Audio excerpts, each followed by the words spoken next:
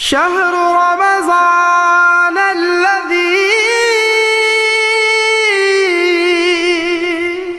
أنزل فيه القرآن.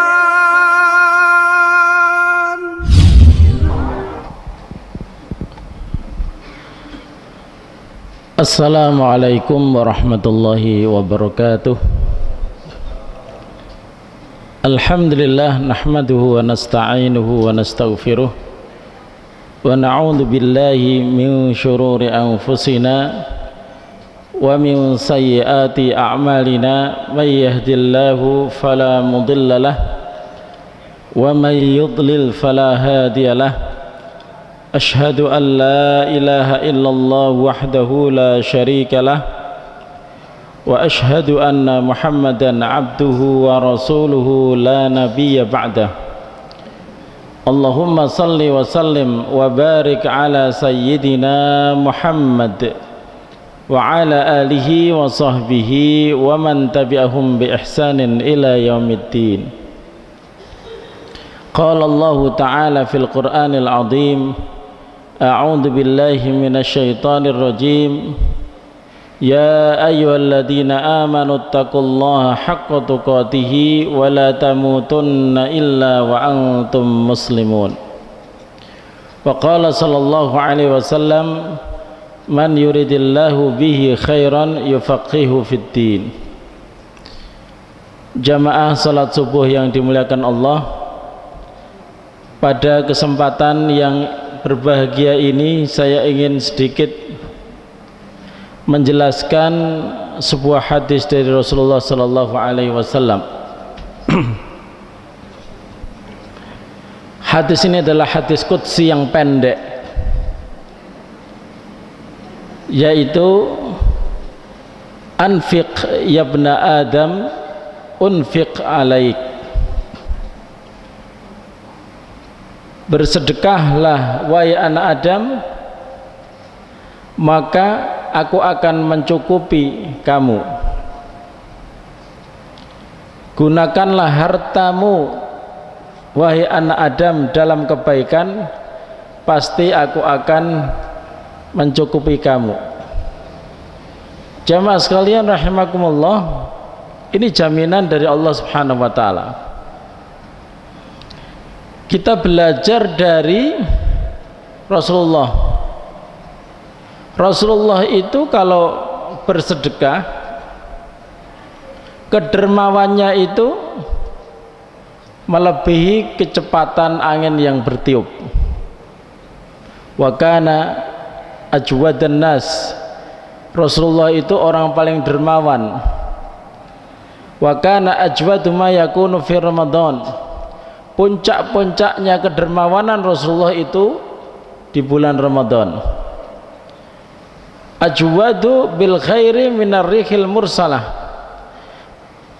beliau itu kedermawannya melebihi kecepatan angin yang bertiup. Ini yang diceritakan oleh para sahabat. Jemaah sekalian rahimakumullah, mari sedikit kita mengasah kedermawanan kita, karena sering kita dikalahkan oleh kebakhilan kita, kekikiran kita. Kekikiran dan kebakhilan itu tumbuh subur manakala cinta dunia kita bertambah. Setiap kecintaan kita terhadap dunia bertambah, pada saat itulah kekikiran dan kebakhilan kita semakin bertambah. Maka cinta dunia adalah pupuk yang subur untuk tumbuh kembangnya kebakhilan. Kalau manusia sudah dikuasai oleh kebakhilan, maka Rasulullah SAW mengatakan ada 3 hal yang menghancurkan manusia. Salasun muhlikat namanya, 3 hal yang menghancurkan manusia. Yang nomor pertama itu adalah suhun muta', yaitu kekikiran, kebakhilan yang ditaati. Akibat suburnya itu karena cinta dunia. Rasulullah Shallallahu Alaihi wasallam mengajarkan kepada kita teladan yang luar biasa. Ya. Para ulama menjelaskan hadis tadi, yang dimaksud kedermawanan Rasulullah melebihi angin yang bertiup itu maksudnya apa? Ada dua makna disebutkan oleh para ulama. Yang pertama adalah angin yang bertiup itu tidak ada hambatan sama sekali. Ya, pergi kemana-mana ya semaunya, yang namanya angin gitu. Dan Rasulullah Shallallahu Alaihi Wasallam bersedekah tanpa hambatan sedikit pun. Ya, kalau kita sering banyak mikir, kadang-kadang kalau ditunda bisa batal sedekahnya. Ya, tidak hanya sedekah, semua pembelanjaan di jalan Allah Subhanahu wa Ta'ala. Jadi kalau kita pelajari hadis, cara kita untuk meneladani Rasulullah dalam hal kedermawanan adalah bahwa yang pertama, Rasulullah Shallallahu Alaihi Wasallam membiasakan, ya, kalau dia dimintai sesuatu oleh orang lain, dia itu kalau punya pasti diberi. Itu kita bisa terapkan, ya. Kalau ada orang lain minta dan kita punya, itu langsung diberi. Biasanya sering ditanyakan oleh kita itu, gimana kalau datang orang minta hutang padahal hutang yang lama belum dibayar, gitu ya. Biasanya ya, hutang yang lama belum dibayar, dia pinjam lagi. Saya bilang begini, kalau memang kamu punya, yang terbaik memang kamu minjemi, karena hutang yang lama, ya, itu adalah kebutuhan dia pada saat itu. Ketika dia hutang lagi, tanya saja, apakah kamu sudah bisa membayar hutang yang lama? Belum. Kalau Rasulullah SAW tidak memikirkan itu. Rasulullah SAW ada seorang Ansor, dia datang itu tidak hutang, dia langsung minta gitu. Dalam riwayat yang sahih itu dia selalu minta, setiap hari minta lagi, Rasulullah memberi. Kalau kita diminta 1 hari, 2 hari, 3 hari, itu biasanya langsung marah. Nyari duit itu susah, kenapa kamu kok minta-minta terus? Saya ini kan nggak sumber uang begitu. Biasanya kita itu langsung ada pikiran negatif. Rasulullah tidak. Selagi diminta dan ada, dikasih. Ya. Jadi diminta dikasih. Kalau kita berbeda sekali jamaah sekalian rahimakumullah. Jadi itu yang pertama, Rasulullah itu tidak pernah menolak setiap permintaan. Kemudian yang kedua yang dilakukan oleh Rasulullah SAW adalah tidak memandang siapa yang meminta, apakah dia itu menurut dia orang baik atau orang yang kurang baik. Jadi kadang itu ada orang minta, itu caranya kurang baik. Kita biasanya terpengaruh dengan cara mintanya itu. Ya, kalau dia mintanya sopan kita kasih, kalau nggak sopan kita tidak kasih. Tapi itu tidak ada dalam kamus Rasulullah. Selagi dia butuh, bagaimana cara dia meminta itu urusan dia. Tapi kita ini adalah orang yang dimintai bantuan, memandangnya itu ke dalam, bukan melihat orang yang meminta.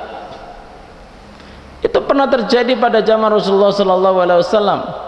Seorang Badui menarik baju Rasulullah sangat keras. Rasulullah itu mau jatuh karena baju yang dipakai Rasulullah itu kasar, membekas, kelihatan di leher Rasulullah SAW. Sahabat ada di situ. Rasulullah menoleh kepada orang yang menarik bajunya sambil tersenyum. Ada apa? Orang tersebut mengatakan, ya Muhammad, panggilannya loh, panggilan ya Muhammad itu kan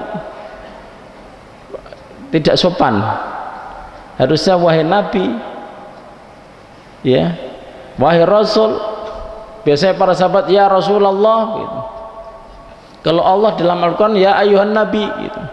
Panggilan ya bukan untuk dipuji, bukan, cuman manusia itu kan harus ada etika. Orang ini tidak ada etika. Wahai Muhammad, kasih aku sesuatu yang telah diberikan Allah kepadamu. Sambil tersenyum Rasulullah memerintahkan para sahabat, tolong sediakan apa yang dia minta. Kemudian setelah dikasih dia pun pergi. La salam wala kalam, nggak ada terima kasih, nggak ada pamitan. Apakah Rasulullah kemudian membahas dengan para sahabat, orang kok kayak gini, dikasih langsung loyor aja, cara mintanya juga tidak. Rasulullah nggak membahas itu, karena Rasulullah adalah teladan, ingin memberikan contoh kepada kita semuanya. Kalau memberi jangan melihat karakter orang yang diberi, nanti kita akan menjadi pelit. Yang dilihat itu adalah kita ini, kita punya enggak, ya kita punya apa enggak, kita ingin membantu apa enggak. Itu jemaah sekalian rahimakumullah, itu kaidah yang kedua. Jangan memperhatikan orang yang dikasih. Kita jemaah sekalian rahimakumullah disuruh Rasulullah SAW untuk menghormati tetangga kita, memuliakan, bahkan memuliakan. Kita tahu bahwa tetangga kita itu orangnya macam-macam, ada yang baik, ada yang kurang baik menurut pendapat kita ya. Ada yang orangnya kadang menyakiti, malah banyak tetangga itu menyakiti. Kita nggak usah memperhatikan itu. Kalau kita ingin membantu, ingin memberi apa, hadiah, atau kalau di bulan Ramadan itu kan menjelang bulan Ramadan itu ada yang namanya megengan gitu. Kalau mau ngasih bentuk nasi atau bentuk apapun, tidak usah mikir orang ini kurang baik, nggak usah, orang ini pelit, nggak usah, jangan begitu. Allah memerintahkan ya wal jaril junubi, yaitu tetangga-tetangga dekat begitu, kamu muliakan. Jangan dilihat karakter orang yang Allah suruh untuk memuliakan, muliakan semua ya. Dan itu memang sulitnya mas sekalian rahimakumullah. Sama kalau dia butuh, kalau dia memang perlu dibantu, dibantu tanpa melihat karakter. Itu kaidah yang kedua. Kaidah yang ketiga, Rasulullah SAW tidak terbiasa untuk menunda pemberian. Ya, Rasulullah dapat kiriman daging, belum diletakkan di atas meja atau di atas apa ya di zaman Rasulullah, belum masuk dapur, langsung perintah kepada Aisyah, iksimiha, tolong dibagikan. Jadi dia dikasih, belum sempat ngelihat ya, belum sempat apa, bagikan. Aisyah langsung bergerak membagikan. Aisyah bilang sama pembantunya yang membagikan, mereka bilang apa ketika dikasih, yang namanya perempuan ya. Barakallahu fikum, barakallahu fikum. Mereka mengatakan semoga Allah memberkahi kalian. Langsung Aisyah mengatakan wa fihim barakallah, dan untuk mereka keberkahan dari Allah Subhanahu wa taala. Sehingga kalau kita dikasih sesuatu bisa kita katakan jazakallah khairan kalau laki-laki, kalau perempuan jazakillahu khairan atau jazakumullahu khairan atau barakallahu fikum. Nah, itu salah satu riwayat-riwayat kita bisa pakai sebagai apa? Balasan bagi orang yang memberi. Nah, Rasulullah sallallahu alaihi wasallam kaidah yang ketiga, tidak menunda-nunda. Ya. Rasulullah sallallahu alaihi wasallam ketika ada seorang wanita datang dan mengatakan, "Ya Rasulullah, saya menenun baju ini khusus untuk jenengan." Dipakai ya. Langsung dipakai Rasulullah sallallahu alaihi wasallam. Rasulullah pun muncul di tengah sahabat. Para sahabat melihat, bagus sekali bajunya. Ada satu sahabat yang nyeletuk, "Ya Rasulullah, kasih dong kepada saya.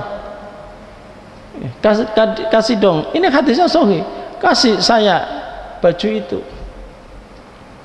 Rasulullah SAW tanpa berpikir pakai menit, tidak sampai 1 menit, dia ngomong fakola. Fa itu untuk menunjukkan cepatnya Rasulullah merespon permintaan itu. Fakolan naam, oke, saya kasih kamu. Padahal baju baru dipakai. Para sahabat yang lain mengatakan kepada yang minta itu, "Kenapa kamu meminta sesuatu yang kalau Rasulullah Shallallahu Alaihi Wasallam dikasih orang itu dia bagus memakainya, baru dipakai sekali, kenapa kamu minta?" Padahal Rasulullah itu tidak pernah menolak permintaan. Kata orang yang minta itu, "Saya nggak akan pakai untuk kemana-mana, saya hanya ingin menjadikan baju itu sebagai kain kafan saya nanti kalau mati." Jadi mereka terbiasa itu, ngomong begitu itu terbiasa. Kalau jenengan kan belum ada kain kafannya tuh Pak. Pak, belum menyediakan ya. Nanti kalau menyediakan itu istri sedih loh Pak. Ini bojokku mati saiki. Padahal itu sudah biasa pada zaman Rasulullah. Aku nggak akan pakai untuk apa-apa kok. Saya nggak akan keluar dengan baju itu pamer, gak. Saya mau jadikan kain kafan saya karena bagus gitu. Jamaah sekalian rahimakumullah, Rasulullah sallallahu alaihi wasallam selesai salam, ya, ini kasus yang berbeda. Selesai salam nggak pakai zikir, langsung keluar rumah. Ternyata apa jamaah sekalian rahimakumullah? Dia balik lagi ditanya oleh para sahabat, "Rasulullah, kenapa kamu langsung pergi dari tempat sholat? Biasanya enggak." Kata Rasulullah, "Ada harta sedekah yang saya belum bagikan, dan saya tidak ingin harta sedekah ini menginap lagi atau menginap untuk esok hari. Jadi kalau kita ingin sedekah, berpikirnya sekarang, itu jangan sampai pelaksanaannya melewati hari. Terlalu lama Pak ya." Jadi Rasulullah nggak ingin ada penundaan lewat hari gitu Pak. Ya mas sekalian rahimakumullah, sangat luar biasa kalau kita belajar dari kedermawanan Rasulullah Sallallahu Alaihi Wasallam. Dan yang paling unik lagi adalah ketika ada seorang Ansar itu tiap hari meminta, tiap hari meminta. Rasulullah ngasih. Pada suatu hari Rasulullah memang sudah kehabisan.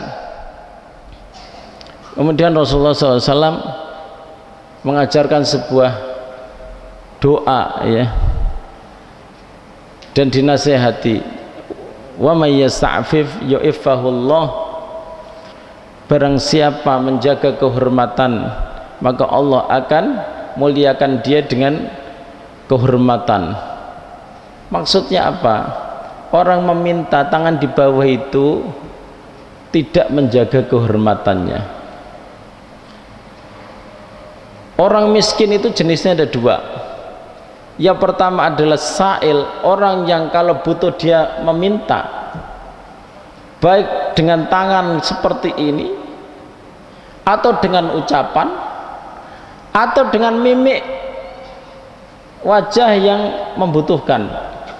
Ada model begitu ya. Ada yang tiga-tiga ini dipakai, tangannya begini, mulutnya minta, wajahnya dibikin susah. Itu banyak kayak gitu Pak ya. Khususnya kalau mau utang itu biasanya begitu. Ya, menunjukkan wajah susah. Padahal nanti kalau pas jatuh tempo pembayaran dia susah untuk ditagih gitu, Pak. Jadi jagalah kehormatan. Orang yang meminta, ya, orang miskin yang meminta. Kemudian yang kedua, orang miskin yang mahrum. Ya. Mahrum itu orang butuh tapi dia tidak menampakkan butuhnya.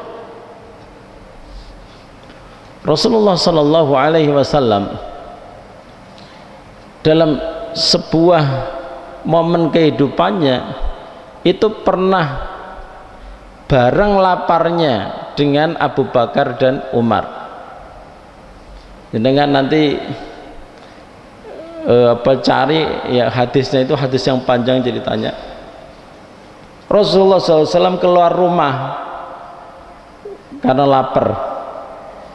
Pas ketemu Abu Bakar keluar rumah juga karena lapar. Padahal ini orang-orang kaya sebenarnya, karena Rasulullah itu kan orang kaya. Orang kaya Rasulullah itu. Katanya harta Khadijah itu luar biasa banyaknya. Umar juga keluar karena lapar. Padahal Abu Bakar ini orang kaya kan, Umar juga orang kaya. Tapi mereka jamaah sekalian rahimakumullah tidak menampakkan wajah melas. Rasulullah SAW tahu kalau Abu Bakar dan Umar keluar karena lapar, sehingga bertanya, kalian keluar sekarang itu pura-pura bertanya, sebabnya apa? Kata Abu Bakar, lapar ya Rasulullah. Itu ya, lapar. Umar juga ketemu, lapar.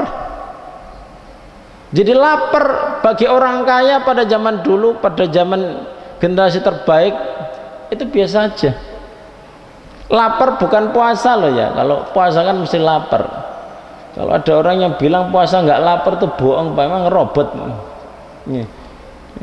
Mesti lapar orang berpuasa itu. Tapi ini laparnya bukan karena lapar puasa, memang lapar nggak punya apa-apa di rumah gitu. Rasulullah SAW datang ke rumah Aisyah, apakah ada sesuatu? Kata Aisyah, nggak ada. Oh, kalau begitu saya jadiin puasa aja lapar saya. Nah, sehingga menjadi dasar dibolehkannya puasa sunnah itu tanpa niat sebelum subuh. Setelah subuh asal belum makan langsung niat puasa sunnah nggak masalah. Tapi kalau puasa wajib harus menghadirkan niat dalam hati sebelum fajar shadiq atau sebelum subuh. Jamaah sekalian rahimakumullah, kita belajar dari Rasulullah Sallallahu Alaihi Wasallam bagaimana menjadi orang yang paling dermawan. Kalau punya kekayaan, punya kelebihan, nggak usah dipamerkan, ya, nggak usah dipamerkan. Sampai salah satu dari keistimewaan seorang mukmin itu adalah berempati kepada orang lain. Berempati. Jenengan punya tetangga yang hampir semuanya membutuhkan, jenengan tangguhkan membeli mobil baru karena berempati dengan tetangga, itu luar biasa. Makanya nggak mungkin seorang mukmin itu ketika membawa pembantunya ke restoran, pembantunya itu disuruh minggir, nggak ikut makan, itu nggak mungkin. Justru pesan Rasulullah, yang paling berhak pertama kali untuk merasakan enaknya makan itu yang masak, Pak. Jadi pembantu suruh makan dulu. Kita kan enggak, pembantu belakangan. Justru pesan Rasulullah Sallallahu Alaihi Wasallam ketika ditanya siapa yang pertama kali mencicipi makanan, maksudnya mencicipi itu ya makan gitu, yaitu yang masak. Yang masak, suruh yang membantu itu, kamu makan dulu Bi, atau Mbak, atau siapa gitu. Kalau kita enggak, kalau kita membawa sopir, sopir itu kan yang bantu. Sebelum yang disupiri makan gitu, bosnya makan, suruh dia makan dulu karena dia yang kelelahan. Itu akhlak Islam yang harus dijaga. Kalau kita betul-betul berpegang pada prinsip Islam dalam akhlak, Pak, kita ini betul kata Rasulullah SAW, safahat kumul malaikah, pasti kalian akan diberikan ucapan oleh para malaikat karena kemuliaan akhlak kita. Jamaah sekalian rahimakumullah, hormat malaikat. Malaikat nggak ada hawa nafsu, manusia ada hawa nafsu, tapi dia bisa mencontoh Rasulullah dan menjadi lebih mulia daripada malaikat. Luar biasa. Itu tinggal kita laksanakan, Pak. Kalau dilaksanakan mungkin sangat sulit, karena kita berhadapan dengan diri kita, kita berhadapan dengan istri kita, berhadapan dengan anak kita. Kita ingin sedekah, kadang dihalangi oleh istri. Kita ingin berbuat baik, dihalangi oleh anak. Wasiat tidak ditunaikan, ya. Makanya di dalam Al-Quran, ya ayyuhalladzina amanu inna min azwajikum wa auladikum aduwwan lakum fahdharuhum.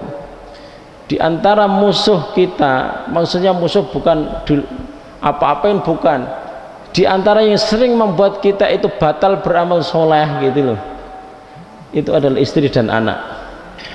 Kondisikan yang baik, sebagaimana Abu Bakar bisa membawa seluruh hartanya untuk biaya perang. Ketika ditanya apa yang kamu tinggalkan untuk anak istrimu, Abu Bakar bilang Allah dan Rasul. Itu karena sudah mengkondisikan siapa? Anak dan istri. Marilah jamaah sekalian rahimakumullah, kita mendidik jiwa-jiwa kotor kita agar tunduk kepada perintah Allah, agar bisa mencontoh Rasulullah sallallahu alaihi wasallam. Aqulu qouli hadza wa astaghfirullahal adzim li wa lakum. Assalamualaikum warahmatullahi wabarakatuh.